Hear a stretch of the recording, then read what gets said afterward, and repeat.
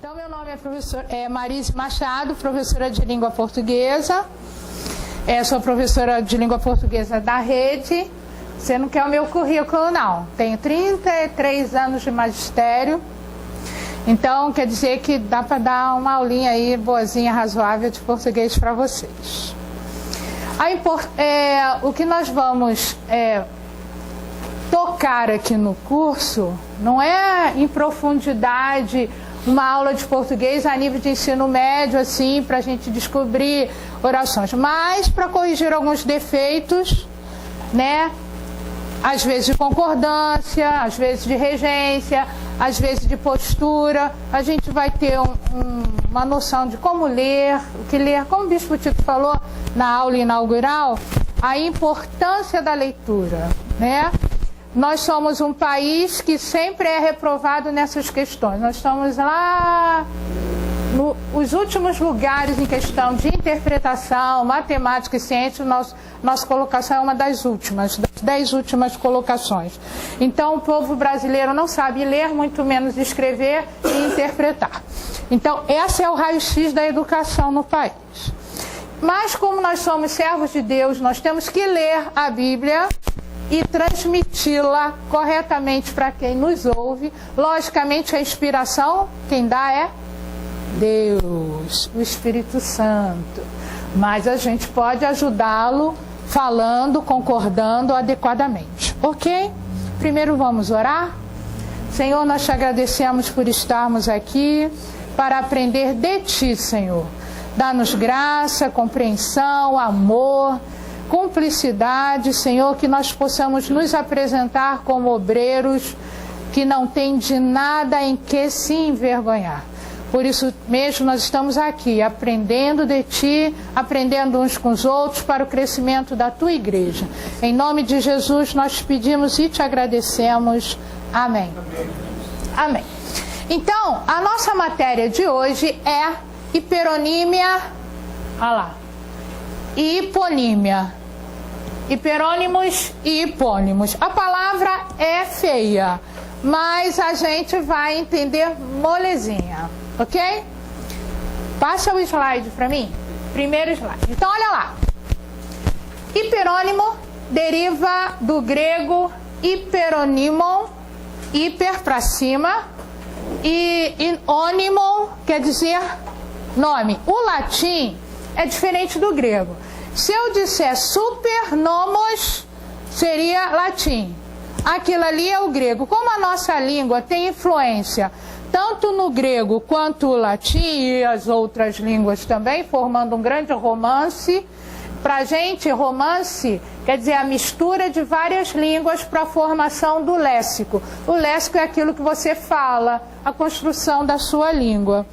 Então, você vai ver muito nas nossas aulas essa questão do radical grego com radical latino que forma essa palavra hiperônimo.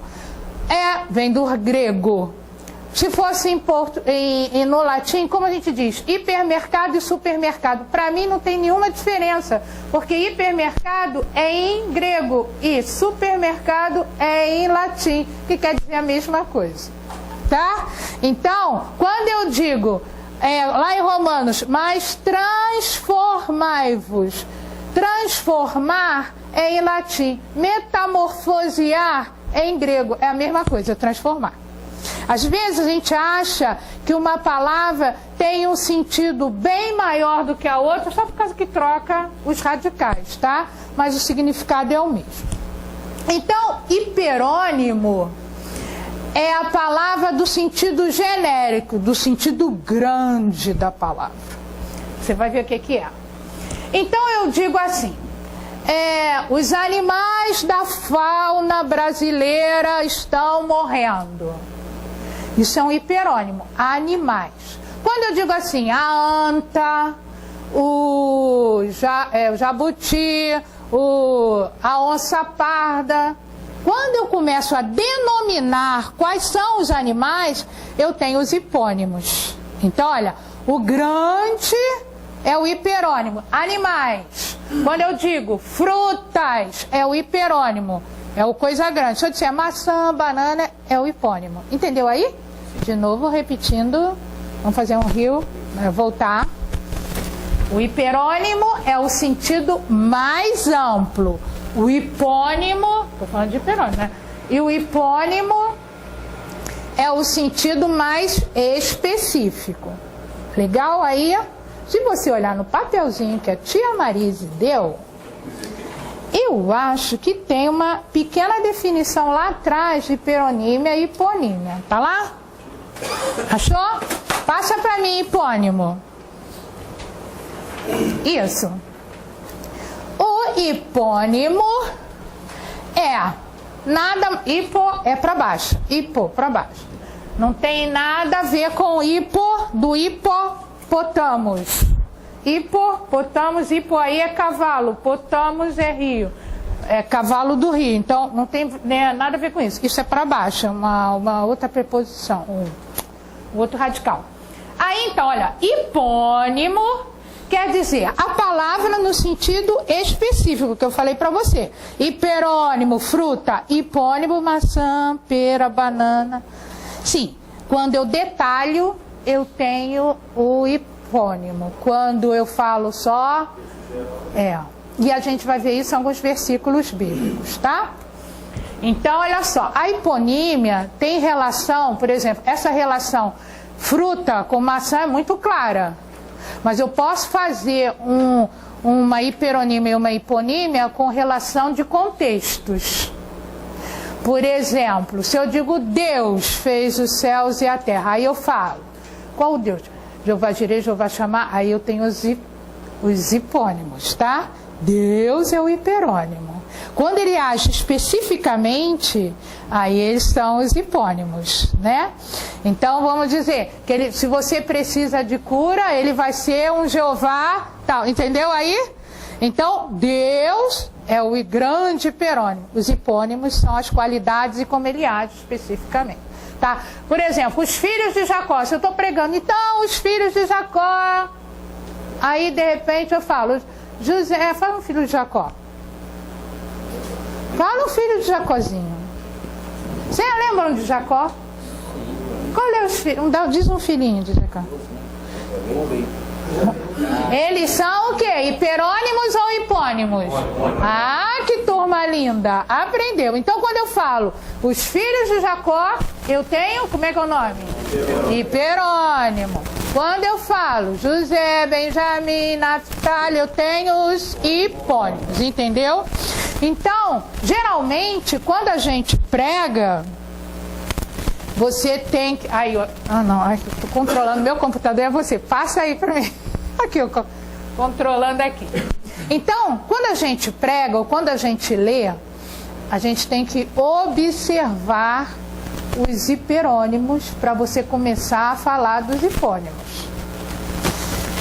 Outra coisa é, por exemplo, temos uma matéria em língua portuguesa chamada coesão textual. Eu preciso dos hiperônimos. Por que eu vou falar hiperônimo e hipônimo? Porque é o nome, tá, gente? Não é pra... Como é que eu vou falar outra coisa? Esse é o nome, tá? Vocês estão entendendo? Qualquer dificuldade, fale comigo. Não no geral. Depois, coisa que você não estiver entendendo bem, professora, a senhora estava muito coisa. Aí você fala comigo especificamente que eu te dou um alô e uma explicação. Tá.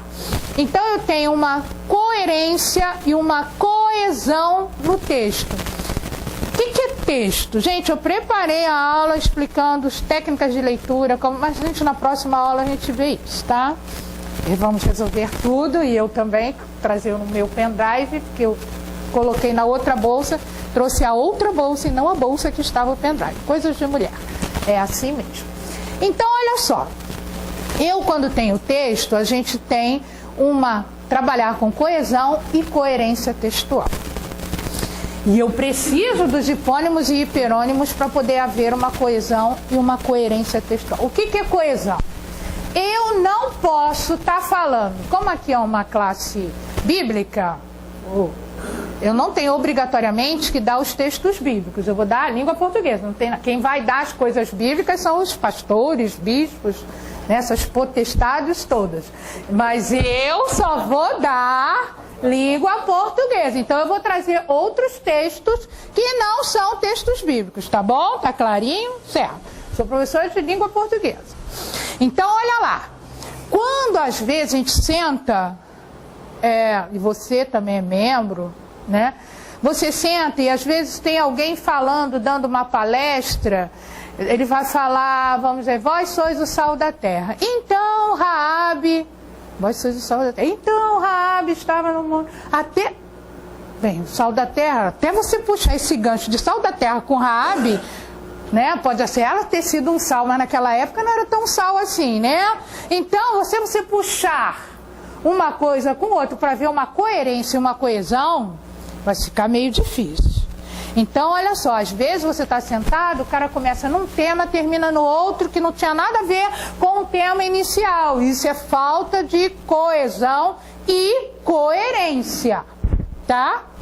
Então, se eu estou falando de sal, quais são os hipônimos para o sal? No sentido semântico, olha só, a palavra, ela tem, não é palavra de Deus não, é a palavra, tá? A palavra, ela tem 4 aspectos. O aspecto fonológico, quando eu leio animais, você está ouvindo o som, tá? Eu tenho um aspecto que se chama o signo, que é como eu escrevo, animais. Bem, o signo para nós brasileiros é animais. O signo para o americano é animal. Diferente. Então o signo, ele precisa de ter um comunicante que fale a mesma língua. Então eu não poderia estar aqui falando em inglês se vocês são brasileiros, ok? Porque seria um signo, um símbolo diferente. Outro aspecto da palavra é o aspecto mental. O que animal simboliza na minha cabeça? Você pode ver qualquer animal dentro da sua cabeça, correto? Então é um outro aspecto da palavra. Um outro aspecto da palavra é o aspecto morfológico. Aspecto morfológico é o que animal é? Substantivo, adjetivo, verbo. O que animal é, gente? Haja silêncio. O que animal é? Substantivo, adjetivo, verbo? Só vou dar essas classificações. Por quê? Ah, que coisa linda! Isso mesmo. O substantivo, gente, eu sou assim e não vou mudar, é assim que eu dou aula, aqui em qualquer lugar, tá? Então, eu sempre vou fazer esse jeito para falar com vocês. Então, olha lá, que o nosso coleguinha falou que o substantivo dá nome, tá? Perfeito. Então, animal é substantivo ou é adjetivo? Substantivo. Então, esse é o aspecto morfológico. Mas eu tenho um outro aspecto da palavra chamado sintático, que é a relação entre as palavras no sintagma oracional, no texto. Ela tem um sentido, que aí você sabe o sujeito, lembra quando estava na escola? Sujeito, objeto direto, lembra disso? Predicativo do sujeito. A maioria tem ensino médio? Ah, tá. Então sabe tudo. Ótimo. Posso apertar porque vocês sabem tudo. Então, aspecto sintático é a relação da palavra no contexto frasal. Então eu digo assim, animais é hiperônimo de boi e cavalo. Aí você acha assim, ué, professora, não deveria ser animal é hiperônimo? Eu não estou falando de animais em concordância com a frase. Estou falando, a palavra animais é hiperônimo de boi, entendeu? Igual na televisão, se você não reparou, ele fala a Casas Bahia. Alguém já reparou isso? A Casas Bahia. Ah, ué, como é que ele falou? Ele devia falar as Casas Bahia. Não, o nome desse hiperônimo é Casas Bahia. Então, se ele está falando do hiperônimo só, então ele tem que dizer a Casas Bahia, que é a firma, a marca. Ok? Entendeu aí? Então, a mesma coisa, animais não estou falando os animais são. Eu estou falando a palavra animais é hiperônimo. Aqui, ele é sujeito dessa bendita frase. Então, essa é a relação sintática. Depois a gente vai ver isso, tá? Outra coisa, eu tenho um outro aspecto chamado semântico. O aspecto é o aspecto semântico, é o aspecto que a gente lida na igreja. Só que esse aspecto semântico do significado, como eu digo, sal, não é o significado nem morfológico, nem sintático, nem nada, é um significado semântico. Daí a gente fala das figuras de linguagem, metáfora, metonímia, onomatopeia, prosopopeia e o que seja, muitas figuras de linguagem. Então aí essa palavra vai ter um sentido ampliado, tá? Então, quando eu falo na igreja, aí que é a questão. Quando eu falo na igreja, eu tenho que contar com a ajuda do Espírito Santo para me orientar no aspecto semântico. O que é? Sema quer dizer significado. O significado da palavra naquele contexto, que é o contexto da igreja. Tá? E não há possibilidade, eu posso ser uma pessoa que prega a X coisas e não vivo X coisas. Então, eu acho que a importância desse aspecto semântico na igreja é que o signo, que é essa palavra aqui, tem que estar aqui. O signo não pode ser apenas um texto descolado, um hiperônimo isolado, que você sabe explicar muito bem. Esse hiperônimo, esse signo tem que estar dentro de você para trazer vida para quem está ouvindo. Porque todo mundo vai ligar a imagem ao conteúdo. Ah, ele fala assim, mas lá fora é outro. Então, eu tenho um signo aqui, uma imagem aqui, e lá fora eu tenho outra imagem. Isso daí deixa para a sociologia, que cada um desempenha um papel em qualquer lugar que esteja. A gente não, né? E isso é muito importante. Ontem foi o Dia da Mulher e um aluno meu me deu um presente. Ele é um aluno novo meu. Não é aluno de muitos anos, porque eu só dou aula para o 3º ano do ensino médio, não dou aula para as outras séries. E ele me deu um livro, eu achei muito legal aquilo.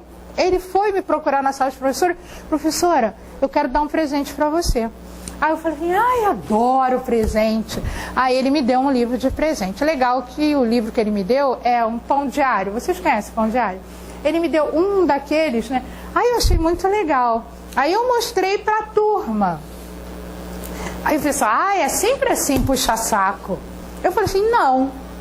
Qual o contexto dessa questão do puxa-saco? Você me deu o livro, falei assim para ele, você me deu o livro querendo nota, eu vou te devolver o livro. Se você me deu o livro querendo me agradar, porque hoje é o Dia da Mulher, eu recebo com todo carinho. Porque eu ia devolver o livro se ele me dissesse. Então, porque eu sou na igreja o que eu sou, na escola o que eu sou aqui. Tá? Eles sabem que eu sou evangélica, ainda que a lei não me permita falar da minha fé publicamente, tá? Porque eu sou professora ali, mas eu tenho o meu hiperônimo, né? Que é ser cristã, filha de Deus, essas coisas todas. Então, olha só, eu falei, fora do contexto da igreja, eu posso falar do que eu quiser, o que uma palavra significa. De repente, numa poesia, aquela palavra tem um sentido diferente. Agora, no contexto bíblico, tem outro significado. Ok, gente? Então, ficou claro, hiperônimo, hipônimo, ok? Tá, vamos continuar aí. Passa para mim. Então, olha lá. Engraçado essas questões. Bebida é o quê? Hiperônimo. Se eu falar assim, pois é, olha como se faz uma redação. A bebida que cai no gosto do povo brasileiro é a Coca-Cola. Olha lá. Eu comecei como? Com o hiperônimo e cheguei ao hipônimo. Então, olha lá. Se eu tirasse Coca-Cola, bebida e refrigerante, essa relação também, refrigerante é hipônimo em relação à bebida. Podia botar suco, não podia? Não.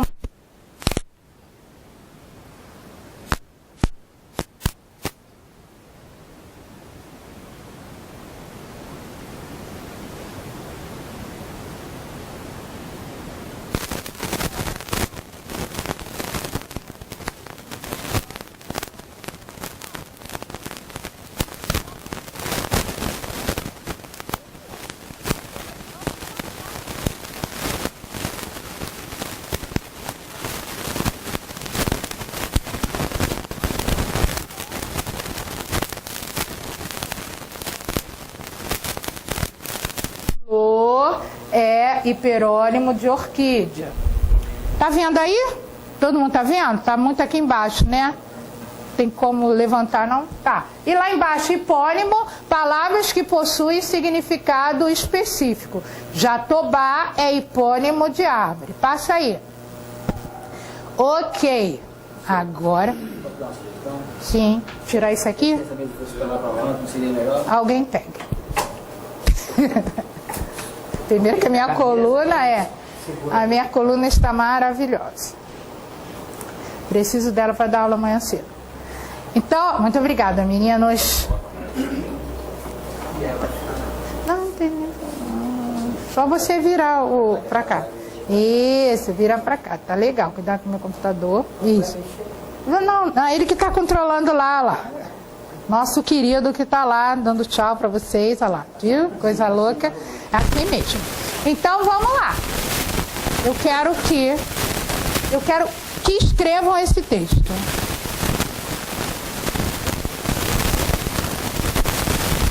Eu sou a videira verdadeira. Olha quantos hiperônimos nós vamos trabalhar aí. Hipônimos. Copiando. Quanto mais você escreve, gente, você grava, tá? Quanto mais você escreve, você grava. Quantos esboços você fizer, melhor fica o outro. Você não pode ter preguiça de escrever, reescrever, rascunhar. Lembra que o Bispo Tito falou? Escrever na Bíblia, fazer o rascunho lá, marcar, vou trazer uma Bíblia para vocês verem como é que é o ideal de leitura e interpretação.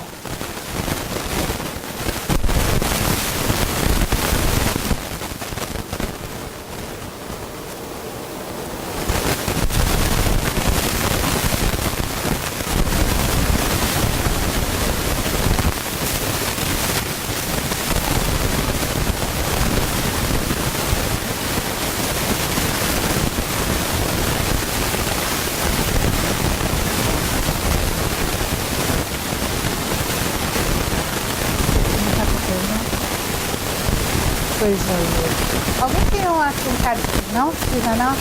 Ah, porque o dele não tem como destacar. Alguém tem uma folhinha destacável? Aqui, coleguinha. Aí depois você paga ele as folhinhas. Muito legal.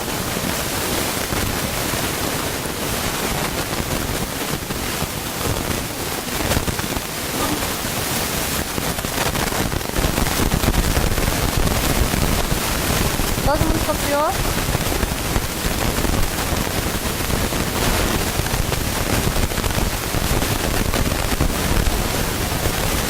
Ah, que bom.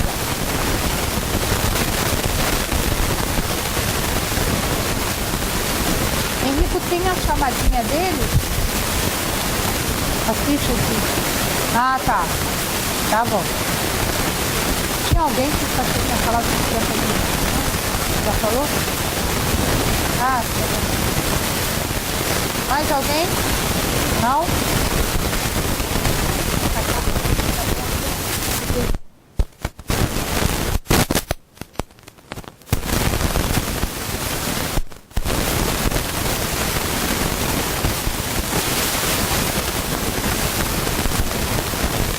Ok? Todo mundo copiou?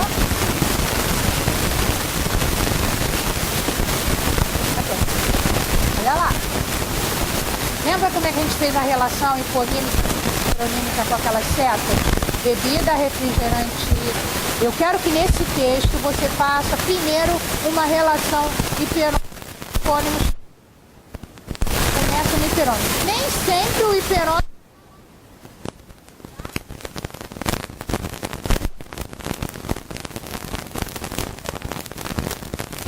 Nem sempre está lá no começo. Então, vamos ver aí. Eu quero assim, ó. Ai, o pastor me ensinou a puxar isso aqui, eu não sei puxar não. Porque aqui tem um quadro atrás. Eu devia ter um quadro aqui. Aqui tem um quadro, né? Ah, vou usar esse quadro. Pode usar esse quadro aqui, lateral?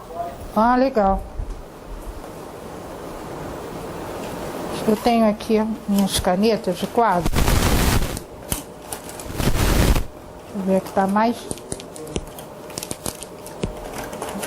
Não é possível que as cargas todas estejam... Escrevo a semana toda e ela fica vazia rápido. Então, olha lá.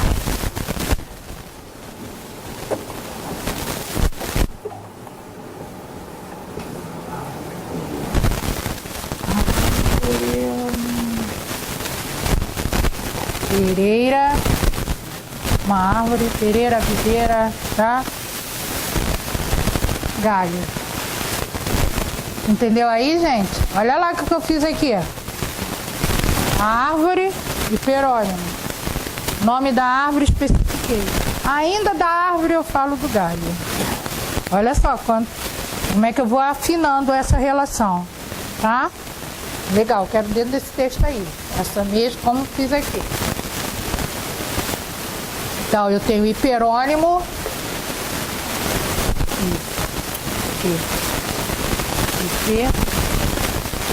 E aqui são os hipônimos, mais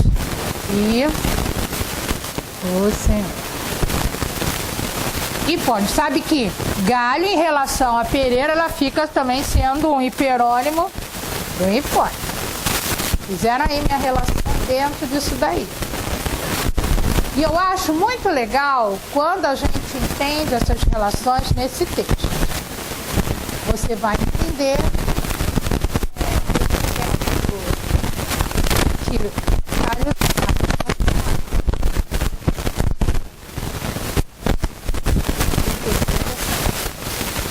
no hiperônimo para mostrar onde deve ficar o hipônimo, tá? No lugar que ele tem também. Então, o hiperônimo é ele. Nós somos hipônimos. E sempre desse hiperônimo. Quando há uma expressão que acha hiperônimo, você pode estar muito bem ali na sua relação.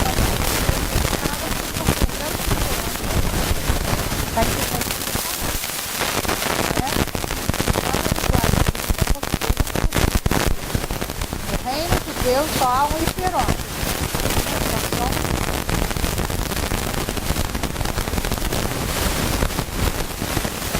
Não só me dá dica. Exatamente. Entendeu? Tudo, quando ele fala em raiz, folha, tá? Enxertado, ramo, ele está te colocando como? Então ele está dizendo para você assim, ó, galho fica bom só enxertado em grande hiperônimo. E aí ele vai dizer assim, ó, todo galho, não todo, entendeu? Ele vai, é muito legal isso. Porque a minha visão bíblica não é uma visão teológica, eu não sei nada disso, de teologia, não sei nada, não entendo nada. Tem grandes teólogos aqui, né, falando disso aí. Porque, de onde vem, para onde vai, de onde surgiu, tá. A gente olha a Bíblia, eu olho na revelação da palavra. Vai ficar um texto esse, João, que diz, no princípio era, quem era o verbo? Legal! Mas aí ele diz uma coisa, que esse hiperônimo se tornou um hipônimo. Esse texto? Legal, viu a visão? Tá entendendo? Então, você tem que vambora, cadê o grande hiperônimo dali do texto? Primeira, todos concordam? Mas qual é a relação do pai? Olha só, quando ele fala o grande hiperônimo de primeira, qual é a relação que vem depois? Hipônimo. Qual é o hipônimo de videira? Entendeu aí? Quem vem primeiro? O ramo. Fazer a sequência, né? Depende também, né? Entendeu? Aí tá. É hipônimo, tá? E aí é a questão, né? Ramo, grupo, tá ótimo.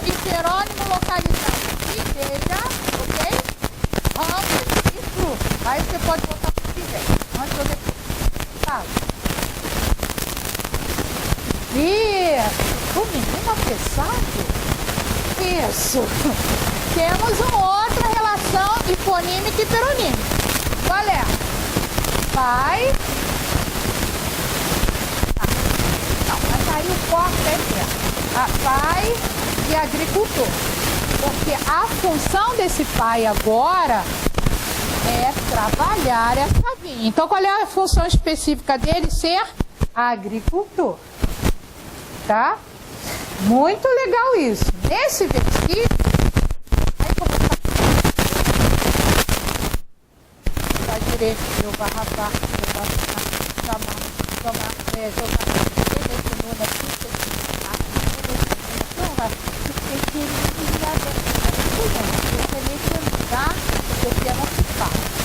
então nós vamos ver qual que é.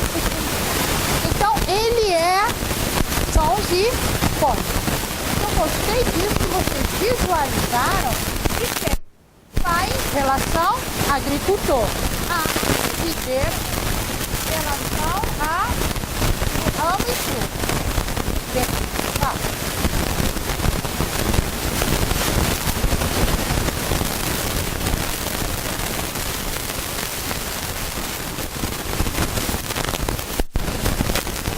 É a questão daqui. Isso. Aí pode. Abaixo.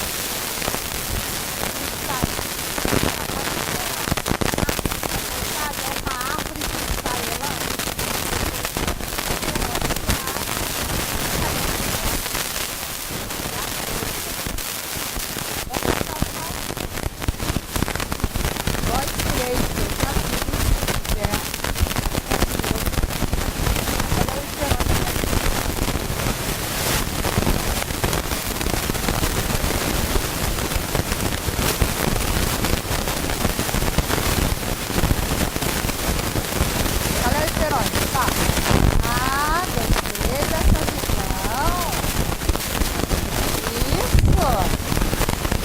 Quando eu generalizo e não digo quem é, esse é o hiperônimo, pode.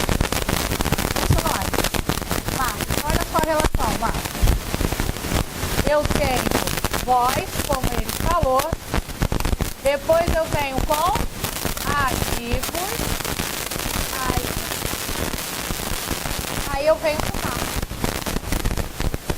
Entendeu?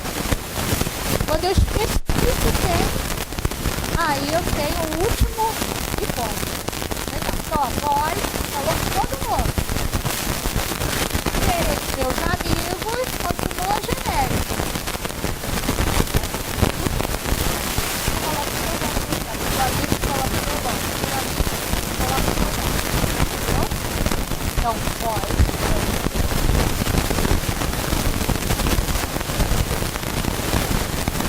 O que eu acho que tem mais aí?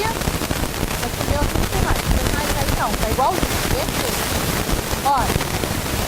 Como é que eu levanto?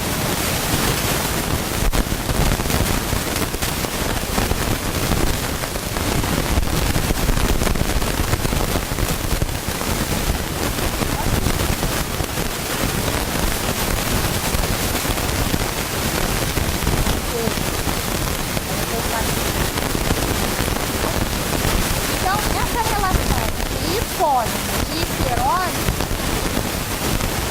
ficou bem. Então, vamos aí nessa coisa.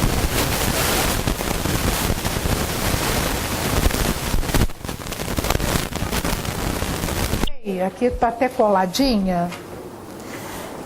Que eu tenho dos hiperônimos para o hipônimo. Geralmente, quando a gente usa um verbo, por exemplo, o verbo colocar. Eu coloquei, se quiser copiar o exemplo, pode copiar. Eu coloquei o quadro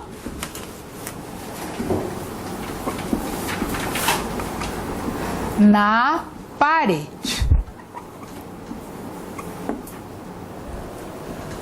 Eu coloquei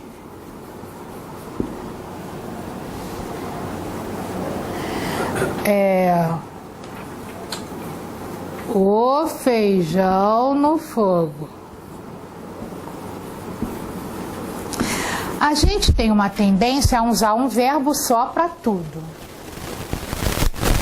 Eu coloquei o vestido, eu coloquei meu currículo na rede, tudo é colocar. Não tem mais nenhum verbo em língua portuguesa, só tem aquele verbo. Se não ter, se não pôr.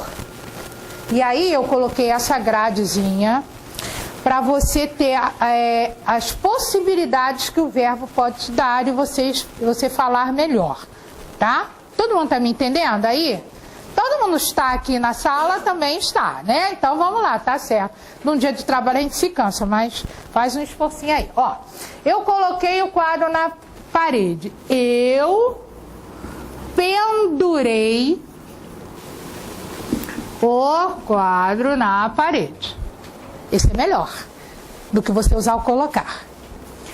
Eu coloquei o feijão no fogo. O que você fez? Cozinhei o feijão. Você não tem que usar tantas palavras e tá mais específico. Outra coisa é quando as pessoas usam essa expressão que todo mundo usa muitas das vezes. Eu tenho que sempre na minha primeira aula falar do muitas das vezes, que não existe. Muitas vezes. Muitas vezes, irmãos, erramos. Muitas vezes, irmãos, falhamos. Muitas das vezes, irmão, errou. Não existe muitas das vezes.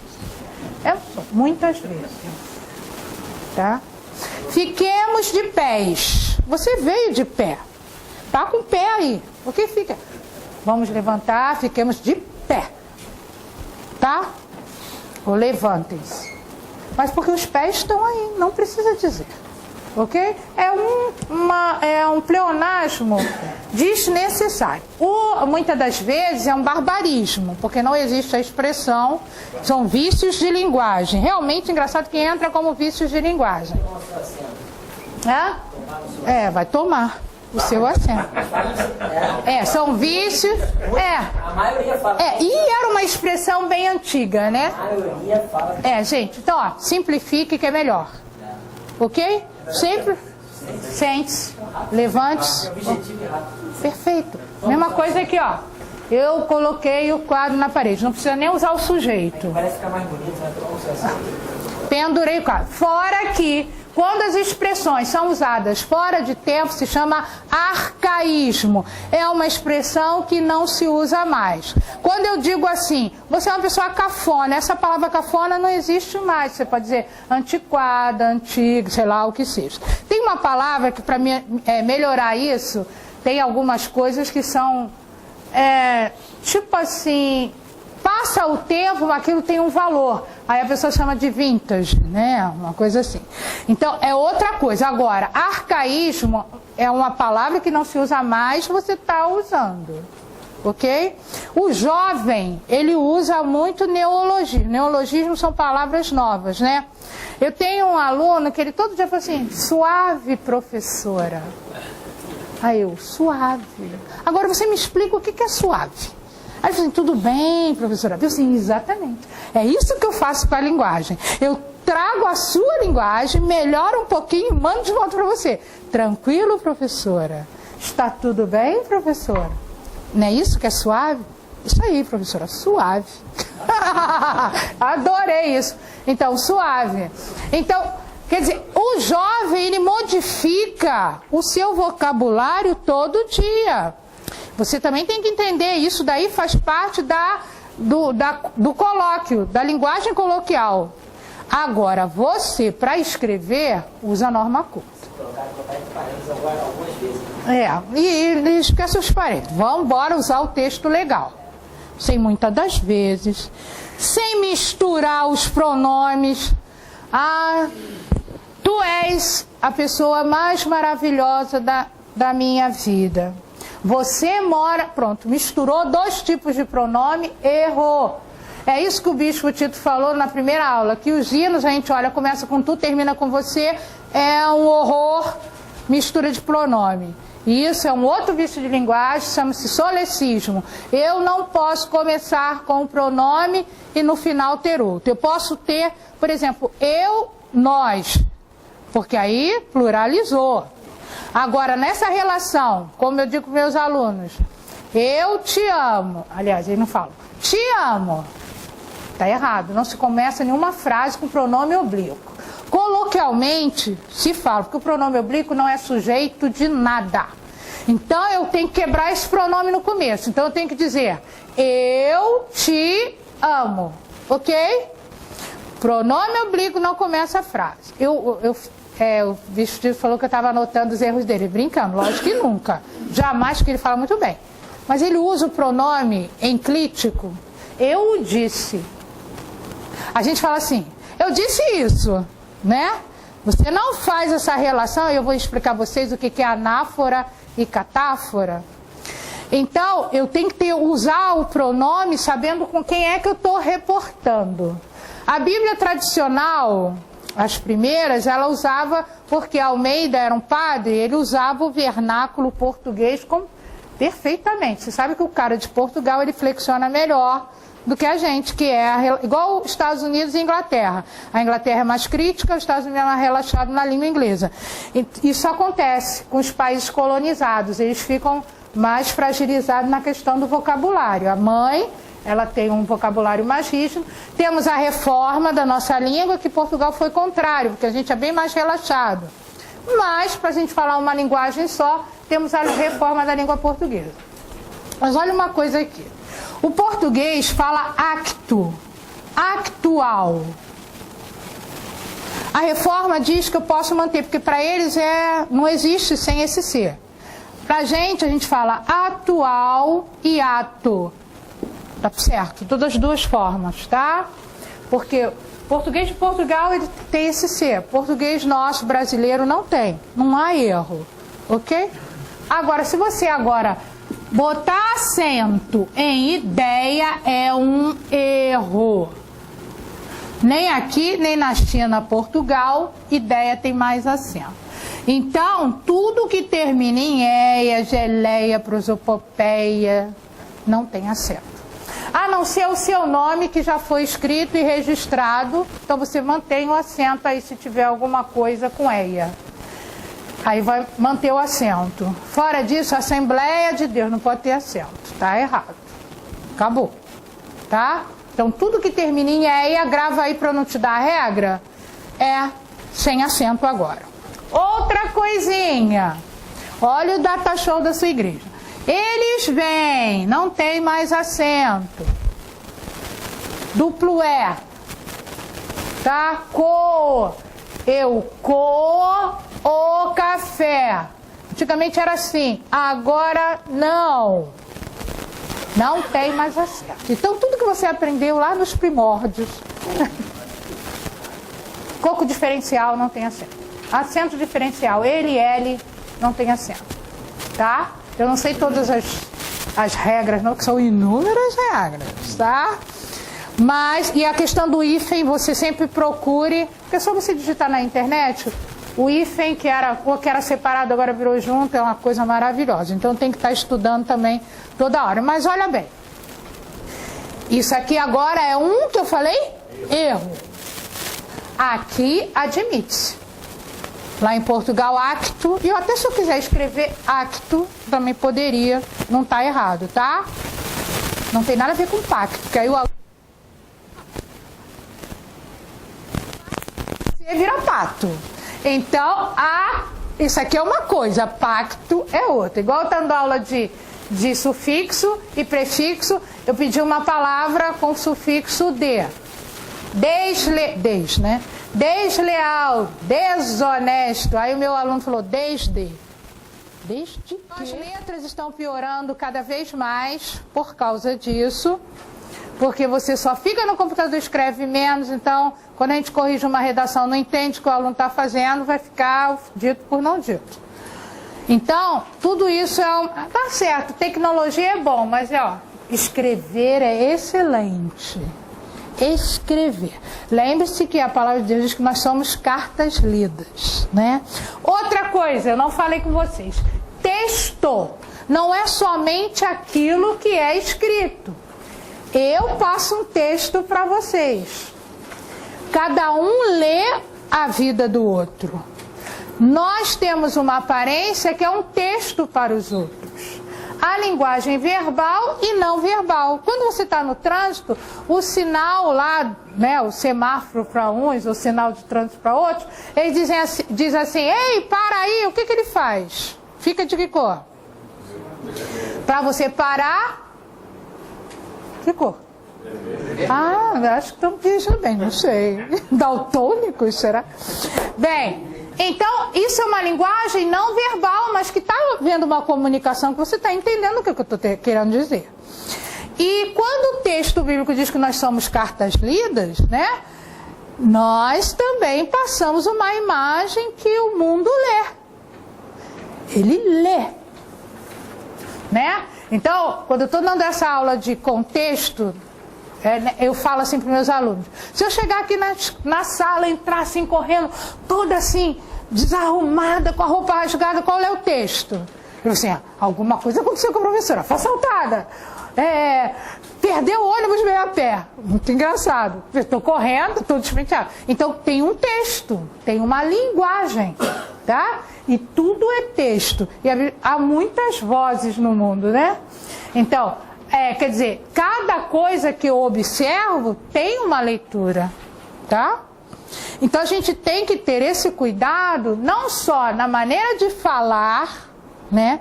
Meu filho, hoje de manhã, quando ele saiu, ele falou assim, olha o que o Michael Caio disse para o filho dele. Meu filho, você já sabe escrever seu nome, já sabe não sei o quê?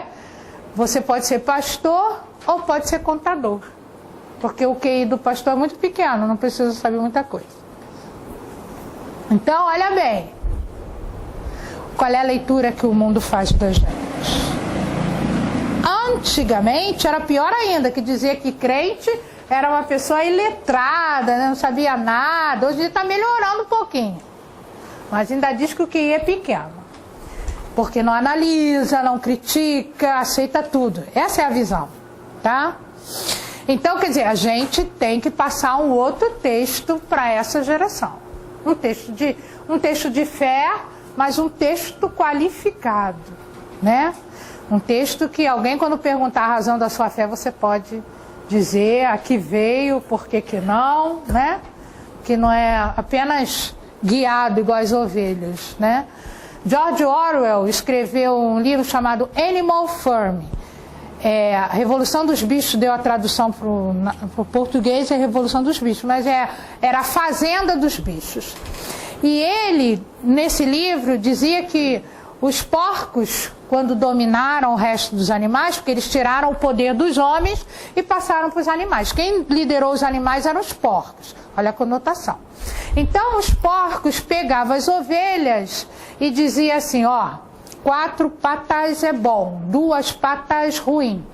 Eles domesticavam a ovelha. Aí ele dizia assim, porque a ovelha é um animal que só repete o que ouve. Nós somos ovelhas. Então, está vendo a conotação que o George Orwell quis dizer? Ela não tem raciocínio, ela apenas repete o que ouve. Então ele começou assim, os porcos dizem isso, 4 patas é bom, 2 patas ruim. Quando ele termina o livro, ele diz assim, os porcos, porque quando eles fizeram a Revolução dos Bichos, eles viram que os homens erravam muito, eram corruptos, prometia aposentadoria e não cumpria, né? E os cavalos trabalhavam muito e nunca se aposentavam. No final do livro ele dizia assim para as ovelhas, reunia sempre as ovelhas. Ele sempre reunia as ovelhas. Aí falou assim, olha, 4 patas é bom, 2 patas melhor ainda. Porque os animais estavam se igualando com os homens. Aí ele diz assim, os cavalos, eles nunca se aposentaram. Então, é interessante certas coisas que você tem que ler, como é a visão da humanidade. E nisso também tem um texto de Machado de Assis, A Igreja do Diabo. Se você ler, o cara tem uma visão assim de tudo como é o mundo é a igreja. ele não diz que a igreja é uma salvação para o mundo. É apenas uma transferência de todos os defeitos do mundo, é a igreja.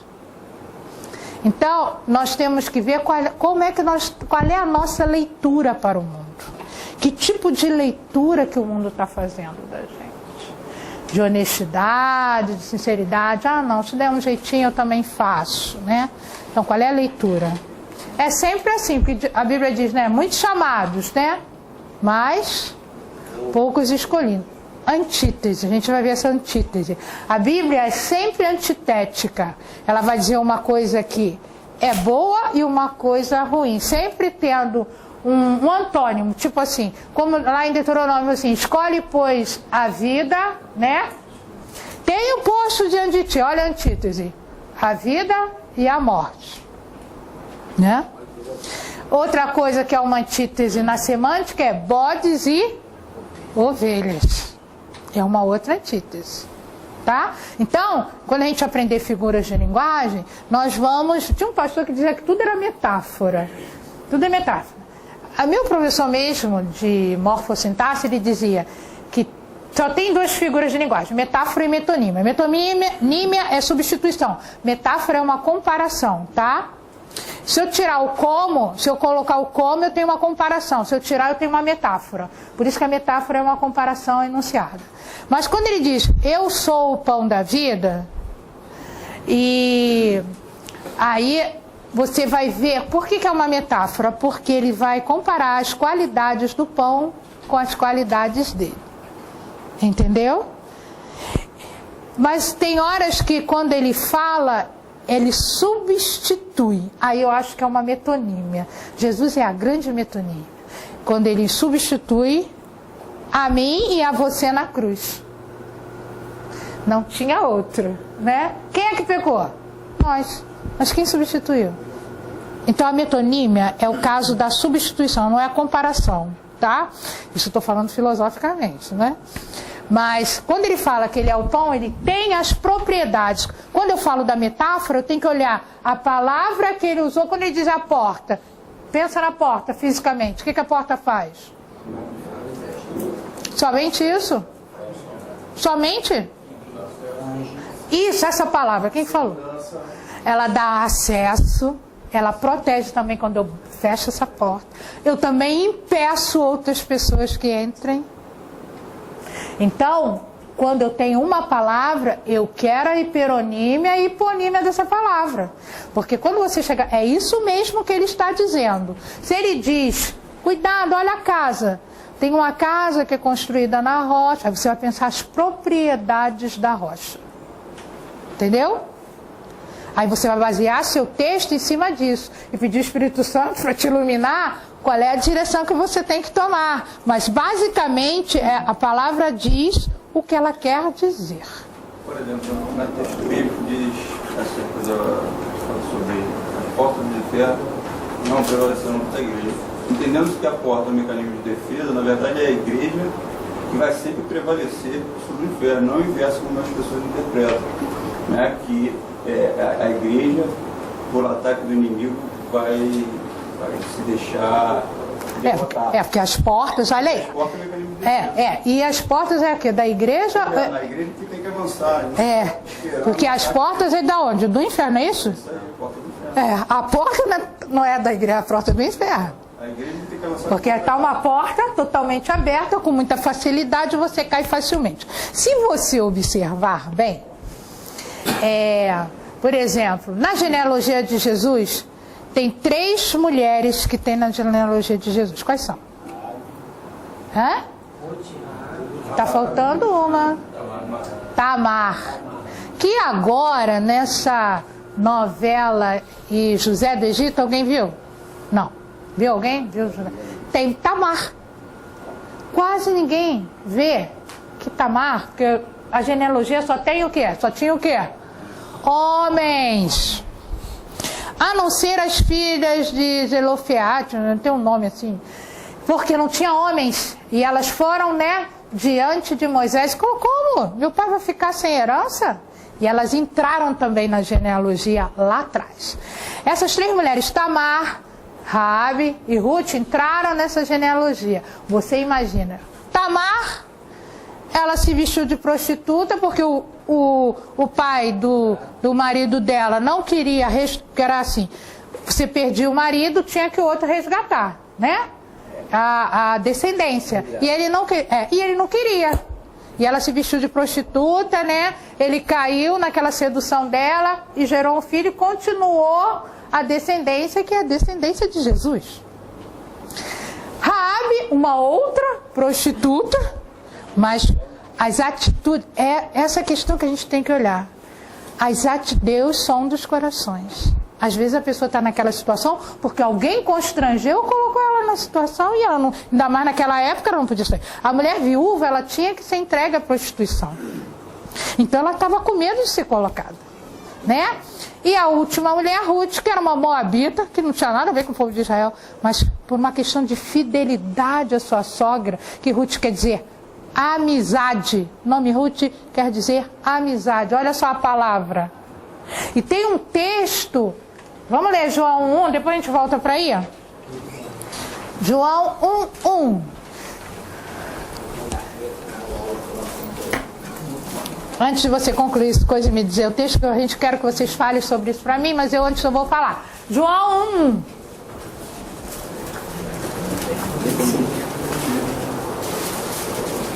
Todo mundo já estão?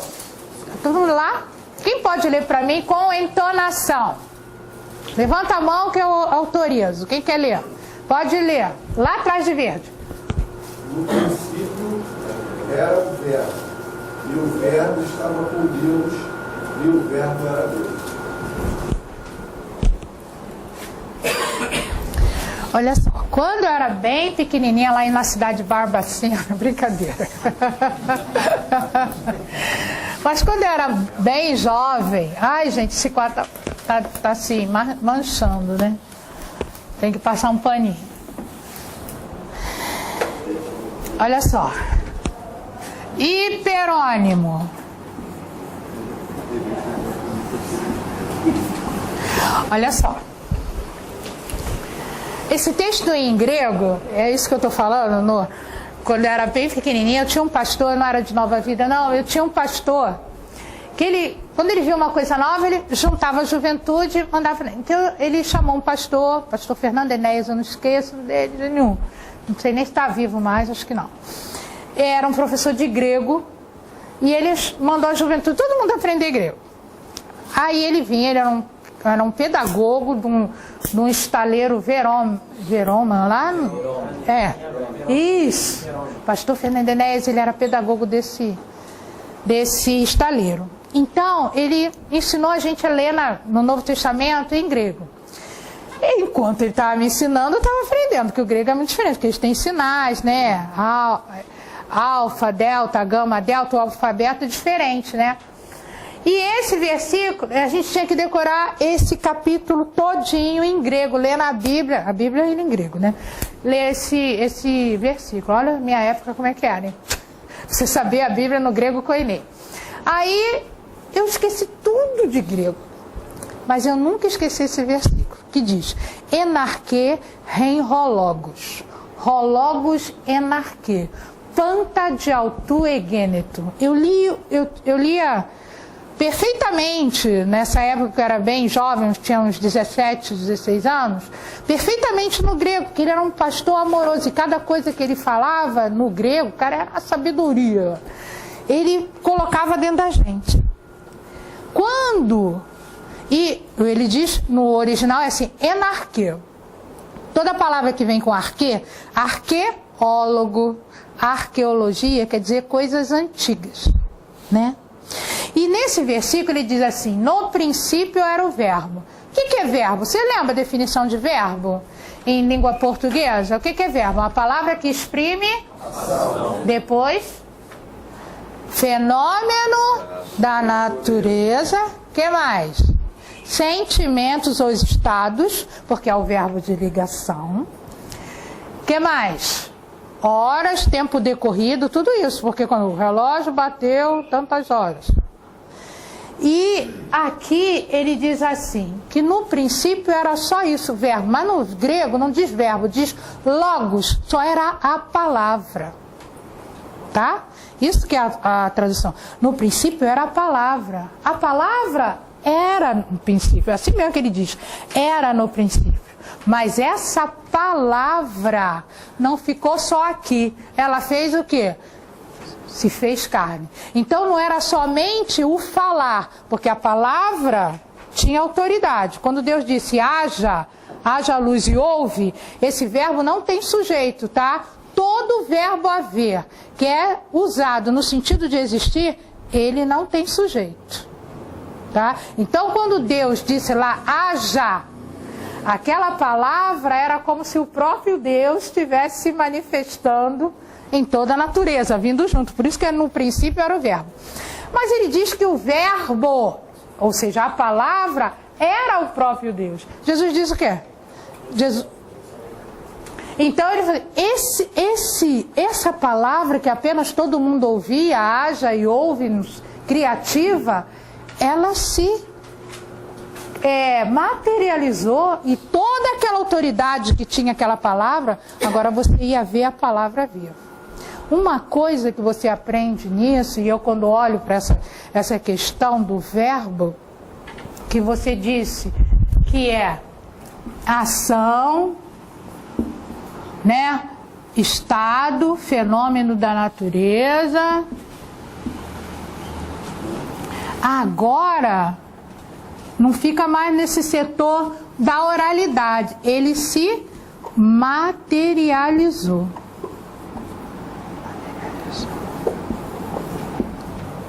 Por quê? Porque não adianta eu falar nada, eu tenho que cumprir aquilo que eu falo. E Jesus é a palavra viva de Deus. Você olha para ele e vê o próprio Deus, porque ele diz assim, eu faço tudo aquilo que eu no princípio aprendi com meu pai. Eu vivia com ele, o que ele me ensinou a fazer, eu faço agora. E a palavra de Deus diz, como é que ele aprendeu a obedecer? Obedecer é verbo? Obedecendo. Como é que ele aprendeu o significado do que é sacrificar? Usa o verbo. Sacrificando. Como é que ele aprendeu o verbo amar? Usa o gerúndio. Entendeu isso? No princípio era o verbo. O verbo estava com Deus. Mas o verbo era Deus. Mas esse verbo se fez carne. É muito interessante esse negócio. É muito poderoso esse negócio. Porque nós também usamos da palavra, mas não podemos ficar com essa palavra só no sentido do significado, da retórica e da oralidade. Essa palavra tem que se materializar dentro da gente para poder a videira dar frutos. Porque senão nós não vamos ser cartas lidas. Vamos ser cartas que eu quero rasgar, não quero conhecer, não quero nunca ser igual a fulano. Já ouviu essa frase? Ser crente igual a fulano? Não quero ser não. A carta daquele jeito é melhor rasgar. Então, olha, a Bíblia diz que toda palavra, ele não diz assim, diz toda palavra que sai da minha boca, ela tem um objetivo. E quando a gente é usado, vocês são usados para falar, e a gente está vendo o hiperônimo, aqui é o verbo. Você não sabe qual é o verbo que Deus precisa usar. De repente eles usam um verbo de movimento, haja, que não é um verbo de movimento, é de existência. Mas como que essa existência? Por causa que a palavra tinha autoridade. De repente vai ser um verbo de ficar. Ficar é um verbo de ligação, é um estado, você não se movimenta, fica aí. Esse ser, estar, permanecer, ficar, são verbos de ligação, eles não expressam nada, somente estados. Então você não vai andar, você vai ficar parado, você vai ficar ouvindo Deus, porque é para ficar. Ou, outras vezes, aquele verbo vai indicar um tempo decorrido, né? Então é importante, então você veja, eu não sou teóloga, eu não entendo nada disso, mas a palavra para mim tem um peso. Entendeu? Quando eu olho a palavra e vejo, a semântica dela, o sinônimo dela, o antônimo, tem um peso para mim. Então, quando Deus fala assim, no princípio era o verbo, eu penso logo em verbo, automaticamente. Qual é o verbo de ligação? E quando ele diz eu sou o que sou, o verbo ser é um verbo de ligação, sempre. Então, ele não expressa nada, é um estado. Ele liga o sujeito, eu, ao seu, eu sou o Marise, eu sou o professor, me dá uma qualidade. Só que quando Deus usa essa frase, eu sou o que sou, esse verbo se torna intransitivo. Intransitivo é um verbo que ele é autossuficiente. Ele mesmo se explica. Por exemplo, eu corro. Né? Corro o quê? Né? Eu corro. Você não sabe o que eu estou fazendo? Né? Se você quiser a que horas, aí você está querendo fazer fofoca. Porque aí é o adjunto adverbial de tempo. A que horas que a senhora corre? Aí você está querendo saber muito. Então aí é o adjunto adverbial de tempo, que eu coloco ao lado do verbo intransitivo. Porque o intransitivo ele tem o seu significado completo. Foi isso que Deus disse para Moisés. Eu sou, você não precisa saber o que eu sou. Nenhum predicativo do sujeito assim, eu sou o que sou. Você vai me conhecer. Vai saber se que eu sou forte, que eu tenho autoridade, mas é você que vai colocar. No momento só interessa isso, eu sou o que sou. Então o verbo foi e voltou, ele virou intransitivo. Porque ele tinha que dizer assim, eu sou Deus. Ele não disse isso. Aí ele seria um verbo de ligação com predicativo do sujeito. Ele apenas disse, eu sou o que sou. Virou intransitivo. Você vai conhecer quem eu sou. Anda comigo, você vai saber quem eu sou. Tá? Legal, hein? Muito bom. Já estamos terminando, povo? Vamos fazer didaticamente, senão não vai dar tempo de eu fazer. Vamos lá. Que letra que paramos? H, né? Os candidatos querem cá. Isso aí? Pretende, almejam, olha, desejam, né? Almejam, visar também, no sentido de objetivar. Eu acho importante. Olha, outra coisa. Nunca use o verbo achar. Quando você fizer uma redação, você nunca use o verbo achar. Achismo, você está desqualificado. Eu acho que Jesus morreu na cruz. Caraca, olha que coisa horrível. Eu acho. Ou você tem certeza, ou não. Olha, outra coisa. Quem crê tem uma forte convicção. Quem acredita tem mais ou menos. Acredita é uma ruptura no crer. Tá? Então vamos lá. Achismo não pode existir. Eu falo para meus alunos assim, nunca escreva achar numa redação de Enem que já perdeu aí. Uma redação dissertativa, você tem certeza do que você diz. Tá? Então você não acha nada. Eu penso que... Não penso nada. Você tem certeza. Então, Jesus é o Filho de Deus, tal. É assim que você entra. Eu acho que Jesus acabou com o seu texto, acabou com sua oralidade, acabou com tudo. Ninguém acha, tem certeza. Tá? Uma amiga minha, que era uma determinada igreja, que é antiético a gente falar, ela falou que o pastor, líder lá delas, reuniu a igreja e falou assim, olha só, eu sou um pastor profissional. Eu não acredito em nada disso que está na Bíblia. Se vocês quiserem continuar aqui, pode continuar. Senão, cada um vai procurar uma igreja que creia. Porque eu sou formado em teologia tecnicamente. E isso é os tempos que nós estamos vivendo, irmão. Carta lida, mas eu achei que ele jogou corretamente, porque ele não cria. Não é verdade? Foi sincero, porque ele disse que não queria. Ele era um pastor profissional, foi formado profissionalmente, sabia do grego, do latim. É por isso que eu digo. A letra mata. É o Espírito que dá vida a essa letra. Né? E a letra é menos do que a palavra. Tá? Eu posso te dar todo o esquema de cada letra, língua dental, alveolar, palatal, aberta, média. Cada letra tem uma função, tá? Fonológica. Então eu tenho o A aberto e o A médio. Mas não tenho O. Não tem esse A. Eu tenho o O aberto e o. Então, quanto à posição da minha língua, porque as vogais, elas não têm obstáculo. Então, é só abertura e fechamento do canal bucal. A, E, I, O, U. Viu? Aberta até fechada. Então, por isso que diz, é letra. Não é a palavra, é letra. Cada símbolo é menos ainda do que uma palavra. A letra mata. Isso é bem grave. Porque até um símbolozinho. Então elas são fricativas, labiodentais, alveolares. Cada letra tem um nome. Antigamente, quando o currículo era amplo, eu tinha que dar tudo isso para o meu aluno. Então eu dava para o meu aluno: primeiro você vai me classificar cada letra dessa palavra. Ele me classificava. Quando montava a palavra, eu queria saber morfologicamente o que era a palavra. Depois que tinha a palavra montada, eu queria saber a relação sintática da palavra. E depois a relação semântica. Tá vendo? A palavra não é só isso aqui. São unidades sonoras que formam o vocábulo, tá?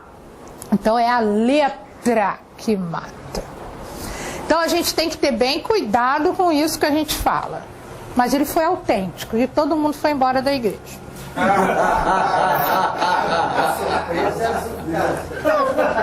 Mas ele jogou, né? Que era você criar uma lição de teologia, ele poderia dar. Mas aí realmente trocaram ele. Eu desde pequena era criada ali perto daquela igreja. Aí quando foi a diáspora, vamos lá. Os que mais, hein? Revolucionários querem transformar. O que eles querem fazer? Pretendem estar perfeito. Aí se você usava assim, os revolucionários têm. Olha aí, hein? Cuidado com esse tem. Olha aqui, ele tem. Eles têm. Plural tem acento. Singular sem acento. Tá? Então cuidado com tem aí. Os revolucionários têm por objetivo, tem que concordar com o sujeito. Tá? Vamos lá. Eu acho importante que achemos, Jesus, uma solução para esse... Olha, eu acho que achemos está péssimo. Melhora isso. Eu julgo importante... Que encontremos uma solução para esse conflito. Ai, que bonito isso. Achei lindo. Eu o quê? Julgo importante que encontremos uma solução maravilhosa a isso. O que vocês fizeram de diferente? Fala. Tá joia. Considero importante. Não pode usar o verbo achar nunca, tá? Isso daí é muito verbo da oralidade, fica péssimo. E com certeza não é assim, tá? Com certeza não é assim. Com certeza é assim. Eu tenho certeza disso.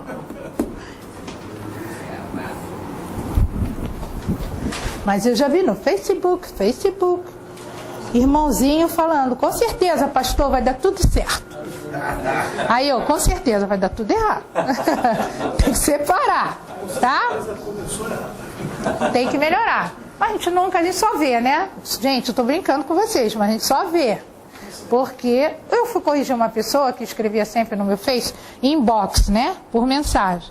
Ela ficou tão coisa, mas gente... Você é família de Deus. Não deixe. Então, para mim, não fui eu que escrevi, eu fiquei constrangido de deixar meus amigos verem a pessoa escrever assim. Então, eu corrigi a frase todinha em inbox. Para ela, porque só a pessoa, né, que pode tirar e refazer, para ficar legal. Ela ficou entristecida, poxa... Marise me corrigiu. Mas, gente, eu não corrigi na frente de todo mundo. Agora eu deixo lá. Eu deixo lá. Eu aviso meus alunos, se vocês virem qualquer coisa assim, não fui eu que escrevi. Mas meus amigos estão lá. Acabou, não se corrige. A Bíblia diz que a gente tem que aceitar a correção, não é? Nesse caso aí, seria deselegante a gente falar com um amigo? Só se o seu amigo pedir para você corrigi-lo. Uma coisa errada. Eu não fiz com maldade, eu fiz com boa intenção, ela não interpretou bem. Então eu acho que se o amigo, como eu tenho outras amigas que eu falo assim, cara, tira isso daí, é separada, ela rapidinho tira e bota de novo a mensagem. não ligou. Eu pensei que ela não iria ligar, essa pessoa que é minha amiga. Mas ela levou a mal, então ela continua publicando. E eu deixo lá do jeito, se vocês virem, o dia que vai ficar assim mesmo. Gente, correção, eu sou corrigida, né? Eu procuro um outro professor para me corrigir, né? Quando é a questão de que eu tenho uma ideia e o livro está dizendo outra coisa, aí eu vou para uma pessoa que saiba. Então, correção é importante, muito importante. Não fique chocado. Né? Você tem que melhorar, né? Vamos, as pessoas acham importante, eu sempre solução já. As pessoas acham importante garantir seu bem-estar. Consideram importante. Eles acharam novamente sua cidadania. Tem gente que é feliz e é gente que não é. E gente que não é, que coisa linda. Olha, gente eu posso trocar por pessoas, indivíduos. Então como ficou aí? Peraí. A pessoa, o tem, eu falei da pobreza do verbo ter. Você vai usar o verbo haver. Há pessoas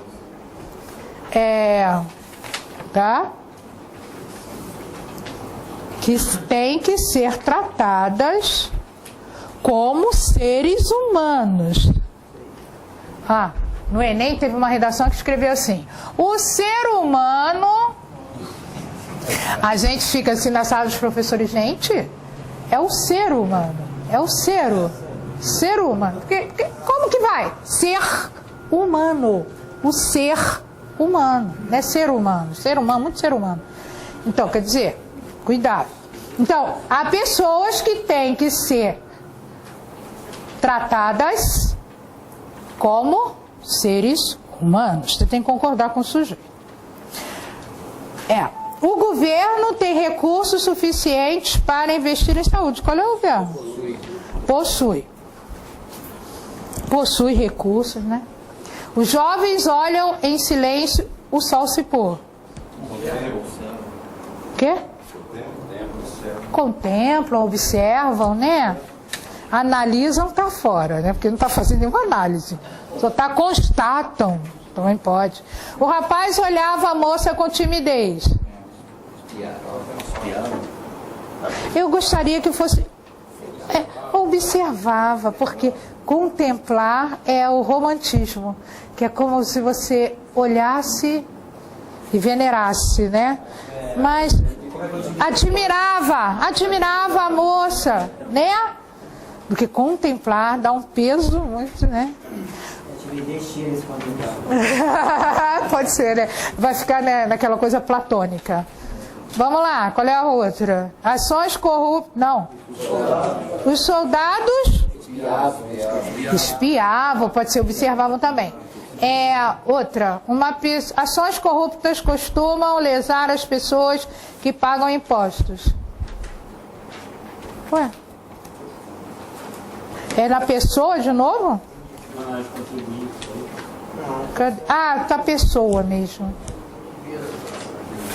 Contribuinte ou cidadão?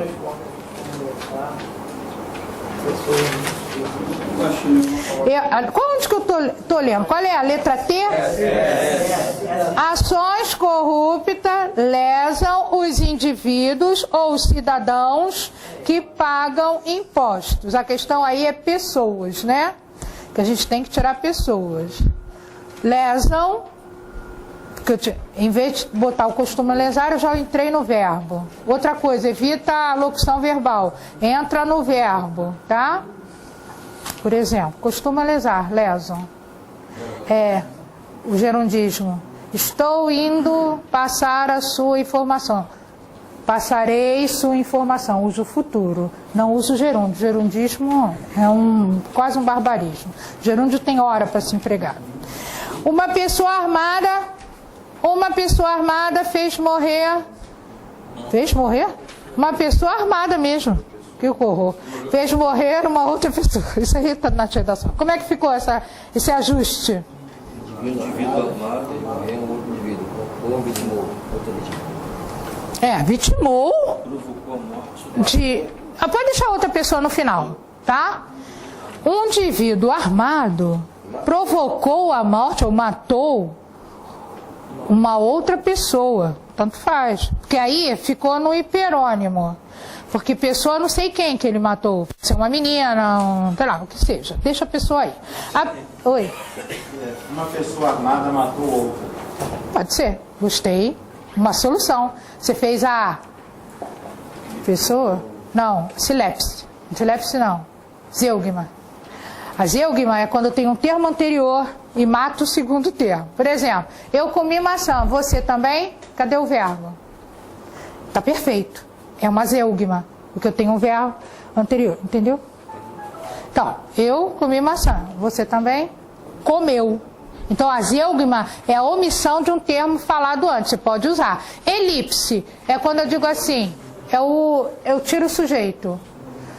Ela saiu com pressa, eu fiz a elipse, sujeito, né? Eu tirei o sujeito, tá? Elipse é quando eu tiro o termo, mas não tinha um termo antes. A zeugma eu tiro um termo que já foi falado antes. Vamos lá, tô cansada, eu acho que eu não vou deixar nem vocês fazerem redação nenhuma hoje, vai, não tem tempo. Olha só, meu neto, foi pra cá? Quem foi? Levante-se e acuse-se. Me aguarde, tá? Não, eu vou ser muito sincera com ele daqui a pouco. Me aguarde. Em homenagem a você, muitos textos virão. Vamos lá. Problema dele, graças a Deus, aleluia. Vamos lá. A pessoa possui mais direitos em seu país. Que isso? Um cidadão, um indivíduo também, mas o cidadão, direito a gente usa cidadão. Uma sociedade que vive em um país deve agir conforme as leis desse país. O que eu quero que tire aí? País. Sociedade que vive em um país deve Não, um povo que vive em um país, ou povo, bota o que fica melhor. O povo que vive em um país deve agir conforme as suas leis. Isso. Aí se chama anáfora e catáfora. Conforme suas leis. Acabou. Você pode até deixar a lei, mas fica muito repetitivo essa leis deixa. Então, conforme as suas leis. O povo que vive em um país deve agir conforme suas leis. Olha que frase maravilhosa. Essas frases estavam erradas ou exageradamente com as palavras repetitivas, tá? Decisões desse tipo, feitas a favor da sociedade, atingem a sociedade como um todo. Pode deixar sociedade só. Decisões desse tipo feitas sociedade, do povo, da nação, atingem o povo, né, como um todo, as pessoas. Aí você pode usar pessoas, você não pode repetir a mesma palavra. É isso que o autor está querendo dizer. A sociedade é uma sociedade organizada a partir de valores. Você só tirar a sociedade está feita. A sociedade ou a nação é organizada a partir de valores. Meus queridos, próxima quarta a gente se vê. Na segunda você vê o outro pastor. Cansou um pouquinho hoje, né? Não? Que maravilha! Dá até pra fazer redação, né? Não, porque ele sai daqui 11 horas. Tadinho meu marido circulando por aí. Não. Outra coisa, eu não mando texto para casa. Eu quero ver aqui, porque eu quero ver os erros cometidos aqui. Sem pesquisa, pesquisando na cabeça. Vera, vamos orar assim mesmo? Senhor, nós te louvamos, porque nós sabemos que dependemos de Ti. É uma honra depender de Ti, Pai. aquilo que os teus servos não entenderam, que o teu Espírito ensine, oriente, capacite, Pai, porque é maravilhoso contar com a orientação deste Mestre todo-poderoso na nossa vida. Agora leva-nos em paz, abençoa o nosso dia a dia, que a gente fique alegre com a tua presença, até nós chegarmos na nossa casa em segurança. Em nome de Jesus, amém. Tchau, meus queridos.